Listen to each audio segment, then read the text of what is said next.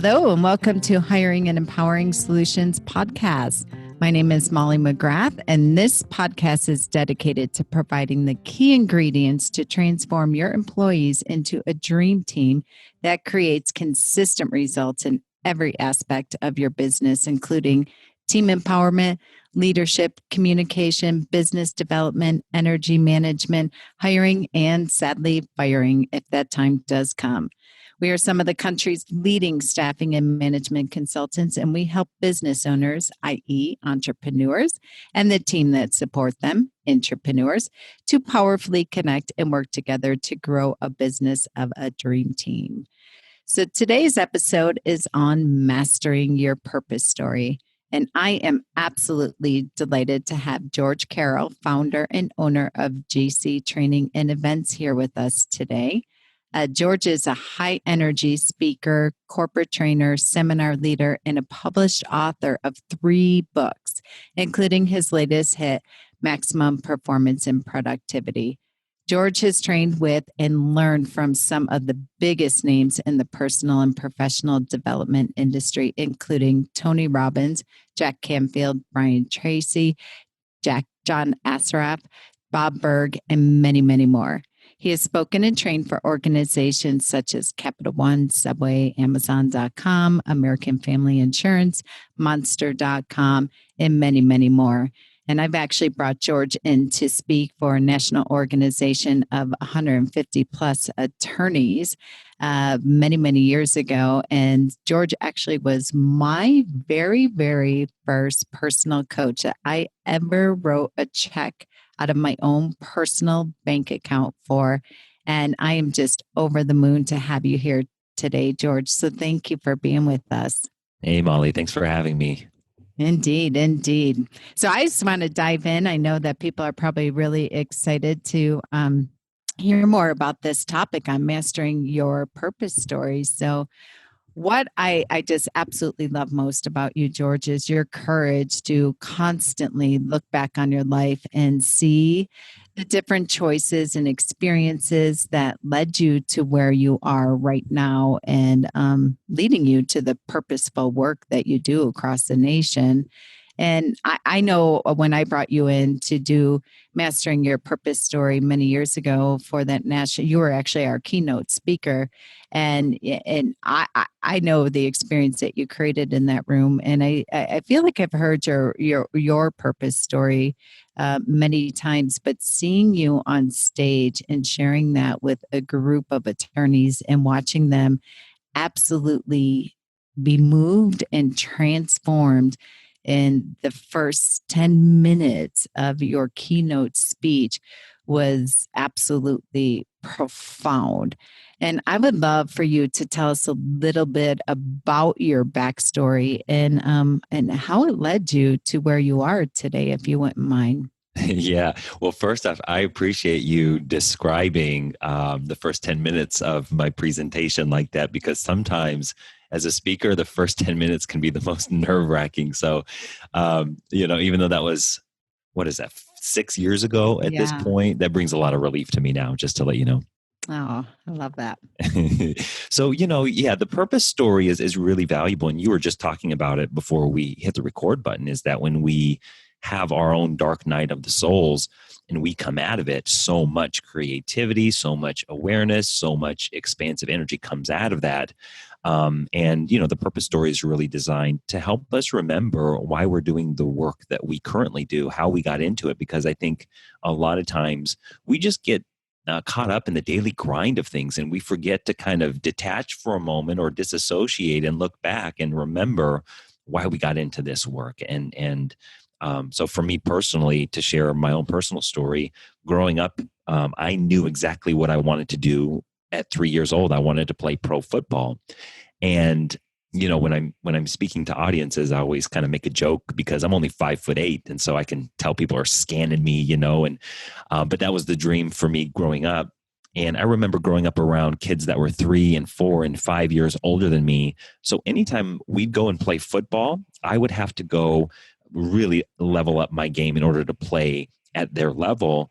And I got a really early childhood lesson on the importance and the value of surrounding ourselves with people who are better than us, people who are stronger than us, people who are smarter than us. Because once we get around people who are much better and bigger than us, we will rapidly become more effective at whatever that activity is, simply through osmosis, simply by being in that environment. And so by the time I got into third grade and fourth grade with organized sports, where I was playing kids, who were my age, I just blew it out of the water because I was so used to playing kids who were bigger, faster, and stronger than me. And that really served me, going into high school.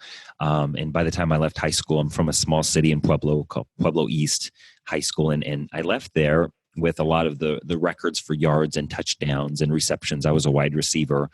And I was inching my way closer to playing professional football, which had been a dream of mine for my entire life. And so I got a full ride scholarship to the University of Northern Colorado, and pretty much just sat the bench the first year to learn the system and learn from some of my mentors that I learned from along the way. And then my second year I started, and I was a young player, but I came out and I balled out that year, ended up being all conference. And so, there were some eyes on me just in terms of moving to the next level. My junior year came, same thing, all conference, ended up having a nationally televised game where I had, a huge game, and more eyes were on me. Going into my senior year, same thing, just started off with a bang. And as we near the end of the season, I'm 95 yards short of breaking our school record for yards in a career, which was a really big deal at the time. And in our 10th game of the year, and getting ready to go into the playoffs, we're one of the top teams in the nation. My job on a specific play during that 10th game was to block the defender, to make sure the defender didn't tackle the running back who was running from behind me. But I didn't know the running back was being tackled from behind. And so what happened was, as our running back was tackled from behind, all of their force and energy and weight came crashing down on my leg and my ankle and just shattered it completely in an instant. And I remember getting up, trying to stand up. I couldn't put any weight on it. And I still get choked up to this day thinking about it. But, when I bent down to try to grab my leg, I could feel the bone shifting in my leg. And I crumbled to the ground, and I knew something had gone bad. And so the trainers came and pulled me off to the side, and they took off my shoe, they took off my sock, and I looked down, in shock, and I just see my leg dangling there. And as I'm in shock, I look at the trainer who's working on me, and he looks at me with these really hesitant eyes, and he wants to tell me something, but he doesn't want to tell me. And he just says that. He says, "Sorry, George, it's over." And I couldn't feel the pain physically, but I just broke down to tears emotionally, because everything that I stood for 18 years of my life was now gone. And I didn't know who I was after that. And so they put my leg in an air cast to try to stabilize the break as much as they could before they took me to the operating room. And I had my head down and my hand in my head on the back of this gator that was carting me off the field. And I hear this huge roar of applause. And I look up to our stands, and I look over to the field, and it's everybody sending me off in a standing ovation, which was the most bittersweet moment of my life. And after that, I fell into a really deep state of depression. I remember doing drugs and alcohol, considering suicide, and just tried to ignore this pain of my dream being gone. And I graduated. Fortunately, I had enough classroom activity to graduate with a communication degree, ended up moving to Denver, Colorado, and I had to start paying the bills. And so, still working through some of these suicidal thoughts, I signed up with this technology company at the time that was growing, and ended up just really focusing a lot of my pain on being successful. And within 6 months, I was a team leader. Within 9 months, I was a manager and managing 12 salespeople. And I got a taste of what it was like to teach and train and empower and develop people. And I absolutely fell in love with that. But I couldn't stand my boss. He was one of those militant style leaders that, my way or the highway, try to crack the whip and leading with fear. And it just didn't work with me. It just wasn't my cup of tea. And so for 2.5 years, I had this inner tug of war of trying to work for this autocratic leader who just wasn't my style, and trying to develop my people. And I love developing people, but I just couldn't take the pressure at that time in my life. And so I remember one morning I just broke down into tears, still trying to work through those old suicidal thoughts. And now this new pressure comes up, and I wake up and I ask, why am I here? What's my purpose on the planet? And I remember a week later, I walked into the Denver Public Library looking for hope, inspiration, something. And I wandered up to the second floor of the library, and I see this whole section that says Personal Development by Anthony Robbins. Or not personal development, but this book that says Personal Power by Anthony Robbins. And there was something about that title, with me feeling powerless at the time. There was something about that title that really grabbed me. And so I read this book within a week, and I got really inspired, and I decided I was going to go on a 30-day media cleanse, where I was going to cut out negative information from my media diet and stop listening to the radio, stop watching television, and just consume personal and professional development information. And after 30 days, Molly, it was crazy what happened, because, there's a concept that I teach a lot called garbage in, garbage out. And essentially, the information that we consistently allow into our brains, our brain will produce or construct a reality based on that consistent stream of information. And a great example of this are my parents. I love them to death, but all they do is watch murder mysteries, cops, and the news. And so we can imagine, that they have these beliefs about the world and beliefs about other people that say it's a dangerous world out there. And so, I see it in the way that they live. They live in their comfort zone and they run their errands, but that's it. And there's nothing wrong with that. But for the people who are listening to your podcast, I know are probably growth junkies. They're probably always in that place where they're tapping into their edges, right, and their potential. And as high performers, we have to become aware of the information we allow consistently into our minds, because it determines our mood, our state of being. Not only that, from an energy standpoint, it determines our point of attraction. If we're operating from a negative mood or some kind of the world is dangerous kind of mood, we're going to attract those circumstances and conversations into our life.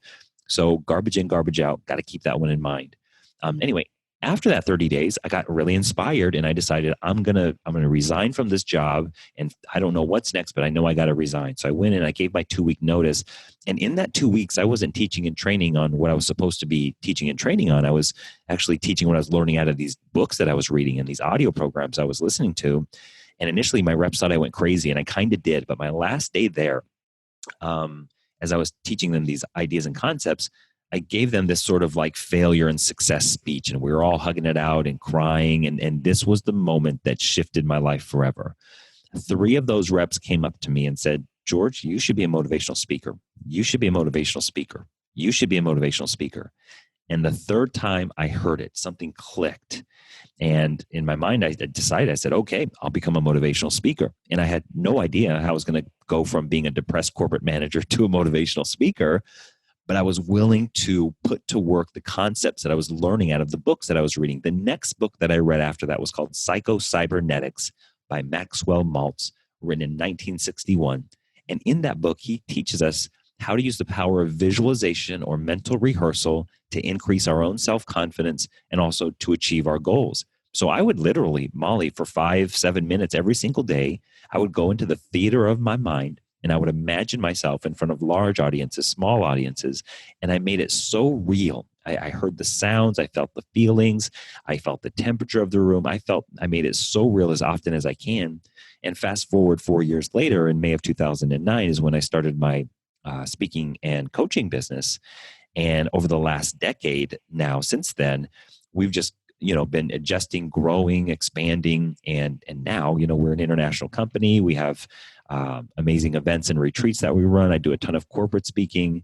And so when I look back, it's crazy. Now I get to impact people, and make people laugh and inspire them for a living. But when I look back, if I had never broken my leg, which was the most painful thing I probably been through in my life, if I'd never broken my leg and shut that door to playing professional football, I would have never found the company that I worked with. I would have never found the boss that I worked for that I hated so much at the time. I would have never gave that heartfelt speech at the end of my meeting, and I would have never gotten those nudges from the universe or from God that says, hey, you should be a motivational speaker. Because I don't know what your religious or spiritual beliefs are, but I do believe that the universe or God or the creator or whatever that force is communicates to us in a lot of different ways.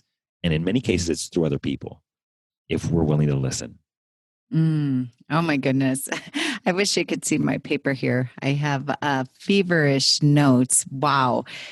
So much that you have said. And George, I think I have heard your personal story so many times, even preparing for when we were working on your keynote and hearing you break it down so you could go out and teach other people, by and large, a room of attorneys, which are trained skeptics, and all about their credentials and their bios and their plaques on the walls, et cetera, and helping them kind of shatter that and really step into the human side of things. But one thing, I'm sitting here listening, and what I'm hearing is when you started saying when you got your first taste of success, you got this job out of college with a communications degree, and you broke every ceiling that you possibly could with that, and got first evidence of your purpose and your gift. You were making a difference. You were climbing the proverbial ladder. You were getting evidence and feedback back from your peers, etc.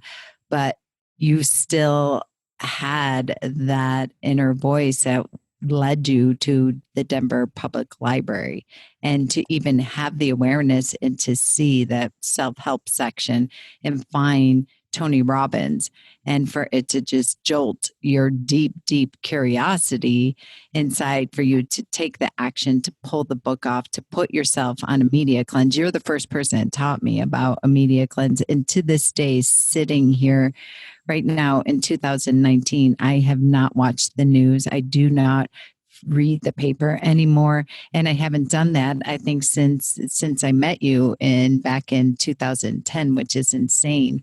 And it's been the greatest gift that you have ever given me, so I cannot thank you enough for that. It really has mastered the way that I view the world and my perception. And like you said, garbage in, garbage out. I just don't allow for the garbage in. Right. Yeah. And, that's so powerful that you share that. I'm curious for you, what's been the biggest sort of reward of really managing your media diet? I would say it, to your point of really seeing the place seeing the world as a negative, scary place. And I too was raised in an environment where my parents, oh my goodness, they loved the news. They didn't miss the news. They watched it 3 times a day when it was on that much back then. They read the paper religiously, and just obsessed with cops and NCI and Law and Order and all those shows, which are all based in fear. And that's the environment that I was raised in. And for me, by and large, I can tell you the greatest reward has been my anxiety is gone. I was raised to believe that you constantly have to worry and white knuckle life. You absolutely, you're always waiting for the other shoe to drop. That's a term that was used in my family quite often. You don't trust anything, and it's always too good to be true. So that's for, I don't know how old I was when I met you, 40, little shy of probably late 30s.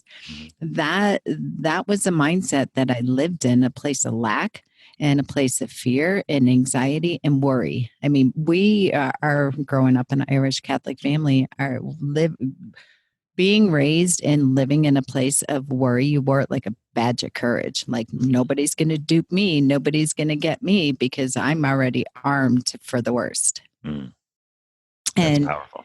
That was the greatest shift that I work every single day diligently on feeding my brain with podcasts such as this, and feeding my brain with personal development books and anything that I can get my hands on. I think it was Tony Robbins who said 30 minutes a day. You've got to program and feed your brain with things that are going to propel you forward in a place of what you want, and from a place of vision versus from a place of lack. Because as Brene Brown always says, you can go on a hunt to look for evidence, and you always find the evidence that you want, either from a place of this is a world to be feared, or if you want to find it from a place of vision and love.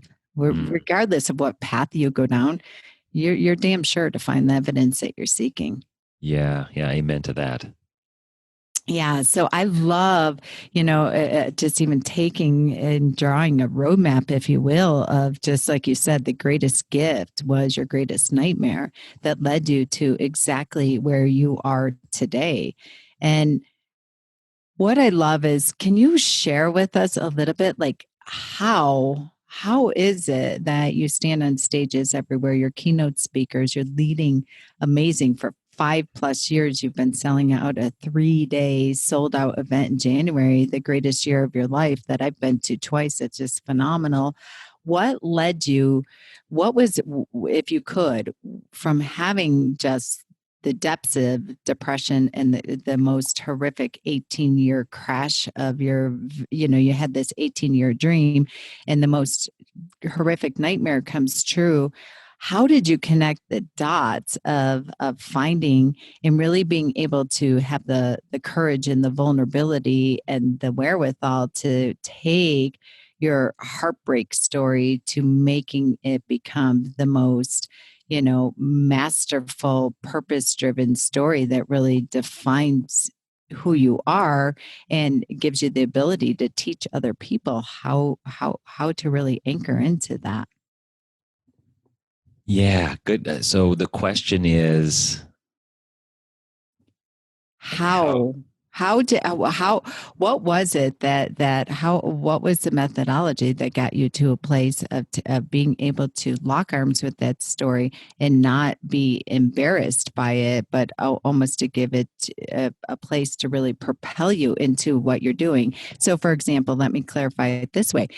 I saw you do that in a room of 150 attorneys that said, these attorneys, what they did is they went around the country, all of them having small solo practices, and all of them have a workshop driven business. Initial phone call comes in and people register for a workshop, a way for them to get in front of a group of room and leverage their time and be able to do a 2-hour workshop to communicate who they are and what they do, what for their clients in the estate planning and elder law arena. And many of them read their bios at the beginning of their workshop. They read it very from their intellect. It was all about all their credentials and all their letters after their name and their schooling and where they went. And after going through your Mastering Your Purpose story keynote session that you did for us, that they were burning their bios. Those were no longer that. They were anchoring to their stories of being little kids and seeing their family fighting over the kitchen table after grandma died over her china, and then never ever seeing Aunt Susie again, or losing the family farm that their whole lineage and ancestors had, and realizing that was why they were doing estate planning. That's why they were doing nursing home planning. That was why they were an attorney. And so can you tell us a little bit about like how it was that you did that for yourself and how you're able to do that for people all over the world now? Well, it's the good question. The thing that comes to mind for me is practice. So there's a fun story about there's a guy, a violinist who's in New York City, and he's trying to find Carnegie Hall, and he's frantically looking for it because he's going to be late. So he's driving, and outside of his window he sees a guy with a cello. So he rolls down the window, assuming he's going to Carnegie Hall for the concert, and he says, "Excuse me, sir, how do I get to Carnegie Hall?" And the guy just kind of thinks for a minute, and he says, "Practice, man, practice." So I think that just simply through just a pure repetition of telling that story over and over and over again, and also paying attention to the impact that it had with people, me being vulnerable with a group of strangers, and how that really helped other people open their hearts and open up their minds in a way that would have them receive the work that we do. Just seeing that feedback consistently over the course of time really let me know that there's value in that. There's value in sharing, my rock bottom moments, and also value in tying it together with how it's, been the biggest sort of propeller of my life. I think seeing that feedback really inspired me. And even, when you and I worked together in 2013, that's when we really started to put a solid framework around it, because I had always told the story. But by being able to work with you and work together and really formulate that structure, that's when we put the Mastering Your Purpose story structure together. Wow. Wow. You know what I love about it too is you don't have to necessarily have a vision like you did after being in the Denver Public Library and saying, I need to be on stage. I need to teach people how to do this and sharing your story over and over again. What I remember, and this is more so even for the team members that are listening to this podcast, in that room when we started unpacking that in 2013 and putting a structure around it, I remember saying, okay, this is great for the attorneys that are doing their introductions in their workshop and really being able to connect with their audience, and for them even to get in their bones about why they're doing what they're doing, because it's so much more impactful than their credentials. The biggest piece that really hit me, because you know me, I'm always the employee coach. I'm always a stand for the employees finding their voice, finding their power, finding their purpose. Whether you're, it always sends chills down my spine when they say, well, I'm just a receptionist. Well, Mm. no, you're the greatest sales force, because if you're not making people feel really acknowledged and safe and heard, then the attorney's irrelevant because they have no one to meet with, because you haven't really welcomed that prospective client and got them to take action, to have the courage to come in the conference room to speak about whatever is heavy on their heart and their family. And I remember in that workshop having a quote unquote receptionist, we use the term client service coordinator, stand up with crocodile tears in her eyes. And for the first time, really understand why she was working in an estate planning law firm, why she, just like you, like, there's no mistake, George, of why you're doing what you're doing is divinely intertwined, and why you're making such impact in this world of who you are because of your purpose story and where it has led you. Because it wasn't just a taste of success, it was also the connection of success with heartbreak and fear and limiting beliefs, and all that married together and integrated together that makes you so powerful and purposeful and intentional in everything that you do. But seeing that receptionist stand up and say, wow, I completely glossed over this experience when I was 7 years old. And now when I get to communicate that, because the average phone call coming in, if you're doing it right, is, 10 to 15 minutes long. So being able to really connect my story when somebody tries to cancel their appointment or reschedule their appointment because I know that they're just fearful because they have to make decisions about their family that may be cutting so and so out of the will because of their addiction issues or whatever it might be. And just so profound of how impactful this work is that you're doing around really anchoring into there's no story that is too small, regardless of what seat on the bus that you sit in. Mm. Yeah. Yeah, absolutely. Looking back at that experience at that event, I remember there was a really clear sort of revelation that happened when we talked about the power of number one, having that credibility that all of them in the room had, but also mixing it in with some vulnerability. And from a presenter standpoint, having those two things is very powerful in developing a bond and trust with the audience. Because not only do you get to kind of toot your own horn on all of your accomplishments, but you get to say, hey, here's my personal experience. Here are some of the wounds that I had. And it just creates an amazing connection with the audience. Mm. And I love that you picked that word of vulnerability, because that's, I think, the hardest piece to get over. And I think sometimes, especially in the business world and definitely in the legal space, that vulnerability sometimes is equated to weakness. Mm-hmm, mm-hmm. It is, and many of us are taught growing up that big boys don't cry, and we are told to kind of put our tears aside. But vulnerability isn't always tears. Vulnerability is just a willingness to open your heart fully, without any barriers or defenses up. And sometimes what happens in that space is crocodile tears. When people become aware of something that they've held so much resentment or pain or guilt or shame around their entire lives, once they see that that was an integral part of their journey, the judgment around all of that starts to be eliminated, and they become free of this thing that they've been holding in for so long. And not only that, but it became such a huge catalyst to why they do what they do now. And I've seen, every time I deliver this presentation now, there's always the crocodile tears. There's always that awakening that happens when people connect the dots from their past and how it's led them to where they are right now. And what just popped up for me too, if you can reflect back, which I'm sure you can, and just even think about the impact on your business, because mostly we have business owners that listen to this, and the difference between, number one, the quality of clients that you attract now and that come back to you, and your the up leveling of the type of people that you work with and your conversion rates and things of that nature.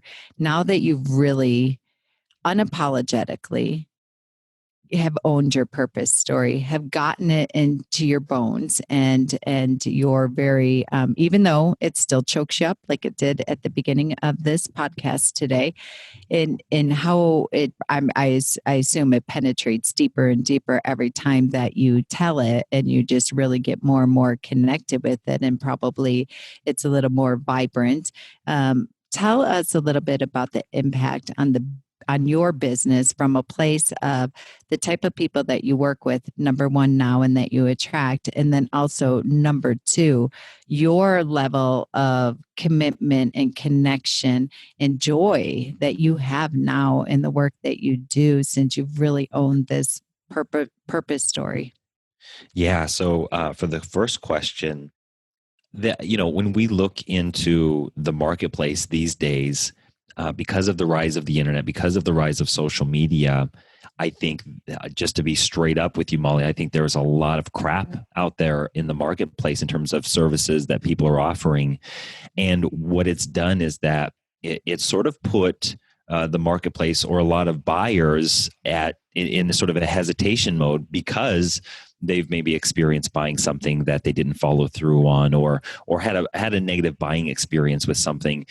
And what that sort of hesitation has opened up is people are paying more attention to what they're buying and what they're getting into, and where they're investing their money.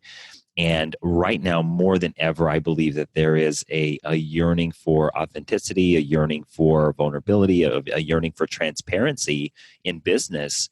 And it's a beautiful thing, because I believe it's forcing all of us to be more vulnerable in our business, because we're very good, for the most part, if we're paying attention, we're very good BS detectors, and even more now than ever. And so for me, from a business standpoint, being more vulnerable, sharing my purpose story, and inviting other people to do the same has exponentially grown my business. And people I think are interested because of the level of vulnerability that I bring to every one of my events and trainings, which then gives them permission to be vulnerable. And then they give people around them permission to be vulnerable. So for me, it's like this sort of wave that continues on. And it all starts with us as individuals.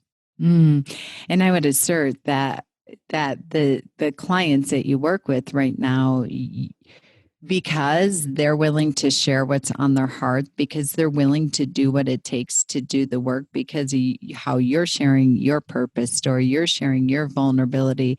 I don't know about you, but many times I'll hear from people, wow, like, how long have you had a camera inside my head and my heart? Like, Yeah. how long?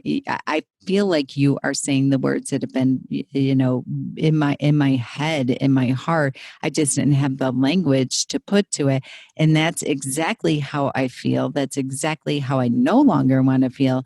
And what you're telling me that you do and what you've been able to accomplish is exactly what I want. And when people can connect with that, then you know that they're willing to do the work. They're willing to do whatever it takes to have what they want, and to no longer have what they no longer want. So it up levels you and it brings your A game to be able to be that facilitator, that shepherd for them, so to speak. So I would assert that it really helps you to be in alignment and to be fully in. Not that you weren't before, but you have clients that no longer are looking at you to perform some magic and or to fix them, but you feel like you're locking arms and going on that journey together versus them writing you a check to perform all types of miracles for them.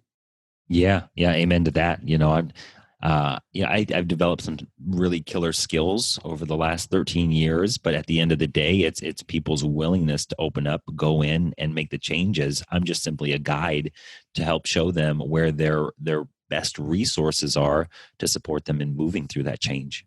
And as you were talking, I'm like, wow, this is a golden nugget right here for anyone listening to say, okay, here's a fast pass, if you will, for seeing if the clients that you're meeting with or the prospective clients that you're meeting with, if they're in alignment and they're a good fit for you.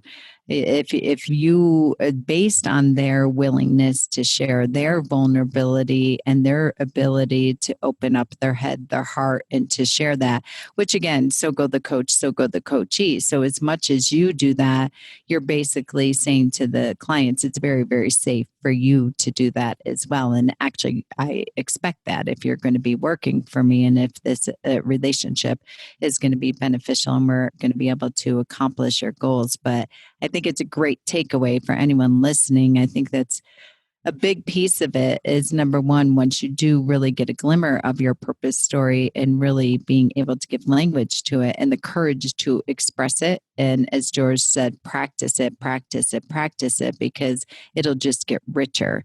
It'll just get much more raw and bring that automatic vulnerability to it. But at the end of the day, it's also going to give connection. And once people can connect with you and align with you, it's not about just getting hired, but it's also getting hired by people that you really, really want to work with. And you know you can make a difference because their vulnerability and their willingness to and their courage to be real is in alignment with yours. And I believe that's the only way that you can truly make a difference and accomplish whatever your goals are that are on the table. Nicely said. So, George, one thing that I know we talked about this before we hit the recording. I think we went bad down memory lane, and it was in 2010 where you started out, where I started out with you. I think we did some coaching, and then I started going to some of your different breakout sessions that you had offered throughout the Denver area, and I went to your 2-hour vision board event. And I think that was your first event that you did. And now that has led into a 3-day sold out event that you do every single January for the past 5 years called the greatest year of your life. And I know a big piece of that, you bring in national speakers from all over. Like I said earlier, I've been to that event twice. It is absolutely phenomenal. It's sold out every single year. And I know part of it is mastering and owning your purpose story. So, can you tell us a little bit about the evolution of that event? And here's why I'm asking it is number one, I'd love for you at the end to give us information for all the listeners so they can get on your waiting list and hear about the future ones. But just how you take something of, okay, let me do a 2-hour vision board event and see who shows up and let's have a great time and hopefully it's a great success. How it went from a 2-hour vision board event to a 3-day national sold out event for 5 years straight, because I'm sure everybody here has an idea in their head that they would like to get off the ground. And of course, we're always attached to what's this going to look like? Is it going to be a success and all the other things that come from it? But having the courage to just, as I think it's Gary Vanderchuk who always says, start with the crappy version first. Just get the crappy version out there. And starting with that 2-hour vision board event, you're like, all right, let's throw it against the wall. Let's see what sticks and where this thing's going to evolve and how it led to a 3-day event. Can you tell us a little bit about the evolution of that? Yeah. Oh my God. So much coming up around this. So, a metaphor that I remember reading a long time ago was about how dolphins are trained. So, when we go to SeaWorld or one of those places, we see these dolphins flying through the air over these bars 20 feet in the air. But most people don't know in the training process, when dolphins are first being trained, they set that bar inside of the water at the bottom. And every time the dolphin swims over the bar, it gets rewarded. And then they raise the bar. And then when it swims under the bar, it does not get rewarded. When it swims over the bar, it gets rewarded. And they keep raising it little by little by little. Eventually, it's out of the water, and the dolphin is now jumping out of the water and over the bar. And just through that positive reinforcement, over the course of time, they inch that bar up, and these dolphins are literally flying out of the water over these 20-foot bars. And we're amazed by it, but we don't get to see the training process. We don't get to see that, hey, this bar started in the water. And so, as I approach everything in my business, I always want to look at how can I start with the bar in the water. And for me, in 2010, when I had that vision board event, it was just a way to say, okay, let's do a 2-hour workshop around vision boards, which are really popular right now and very powerful tool. And then we did 2 hours, and then we utilize. And one thing that I learned along the way also is that there is no failure, only feedback. So that's an NLP or neurolinguistic programming presupposition. It's a principle that if we look at our attempts as feedback mechanisms versus failures or successes, we totally take the charge of fear of failure or fear of success out of it, and we look at it as, hey, this was a 2-hour event. How'd it go? What's the feedback? What do we need to do better? What worked well, and what do we need to implement to improve for the next year? So we did it that first year for 2 hours. It went really well. It was sold out. And then we said, okay, let's just double the time here. Let's go from 2 hours to 4 hours. So the next year I did sort of 2-hour visualization tools, mental rehearsal tools, and then 2 hours of vision boarding. And so I said, when that was done, we're like, that was great. Let's do it again. And then we changed it and transformed it into a 1-day event. And then over the course of the next couple of years, it ended up transforming into a 3-day event in 2015 that we started calling it the greatest year of your life. And day one is all about envisioning is the theme of the year, where we get clear on our purpose, our mission, our vision, our top 3 goals for the year. We get our values aligned for the year. And that whole first day is all about vision and alignment. And day 2 is called Transform. Now, we get wild at our events. And this is why they're so popular, because there's a lot of events to go to. But I think the thing that separates a great event from an okay event is the experience that people have. And so it's not just 3 days of lecture. It's 3 days of digging in, diving in, and doing experiential work, because I believe that's where the breakthroughs happen. They don't happen in just the intellectual thinking. I think it can start there, but the breakthroughs happen when we take what we're learning and we do something physical with it. So in the past, we've had fire walks that we've facilitated there. We've had board breaks. We've had glass walks. We've had a whole bunch of different physical experiences because that's what day 2 is all about. It's about transforming whatever limitation or pattern you're working through currently in your life. And then day 3 is called, excuse my language, whatever the fuck it takes, which is the theme of the event. And it really is, let me step into the rest of my year from this mindset of no matter what happens, I will persist. And, I think the reviews that we get from participants just blows our minds and hearts open. And so we keep doing it every year. As long as we're getting this kind of feedback, we'll continue to adjust and add more value. And I love the experiential piece of it. I've fired walk with George as well as board break. And I cannot say enough about the Hoffman Institute has a lot of science and psychology behind that experiential piece and how critical it is. So I for one, am a huge fan and so delighted that you added that piece to your 3-day event. Mm-hmm. So tell us how we can stay in the know, because you and I, we could talk for days and hours.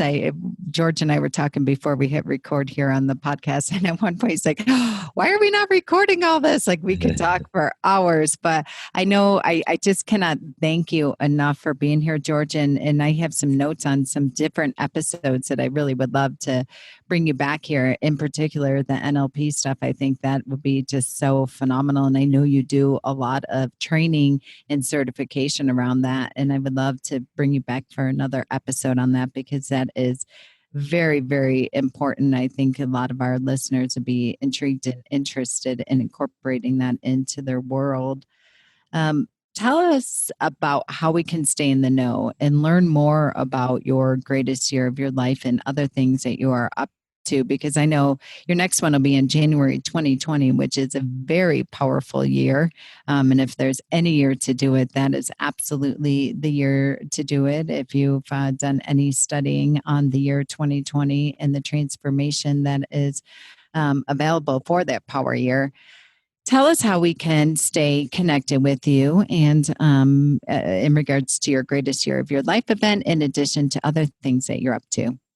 I would say the best place to stay in touch, people can go to GYOYL.com, and then they can see some of the participant reviews that we've had from 2019's event. And then they can enter their name and email address if they want to be added to our wait list, because again, it is sold out every year. And so we open the doors for tickets to be sold on October 1st. And so we'll send you reminders and send you training videos and things like that to prepare for the event if it's something that you want to go to. But I think the best place where I'm most active is probably Facebook. My personal page on Facebook, I'm very active with both personal and professional. You see a lot of posts about me and my kids and dance parties, but you also see a lot of posts about some of the trainings we have going on. And I don't hide anything. So, raw and uncut is what you're going to see. Great. Excellent. We wouldn't expect anything but. So you'll see George's name. You'll see his link here at the bottom of the podcast, as well as the spelling of his name to connect with him on Facebook. I highly, highly recommend it. I get many, many nuggets from you, George, that I anchored to and have quotes all over my office that I'm looking at right now based on much of the wisdom that you do share on your Facebook page, because of the investment and the thought leaders that you put into your personal development and then transcend and share with the world. So I cannot thank you enough for that. Yeah, my pleasure. Thank you for having me. It's an honor to share and be with you today. Yes, great. Thank you for being here. Thank you for all of your pearls of wisdom. And we look forward to having you back again in the future and hearing more about NLP. Part 2, let's make it happen. Yes.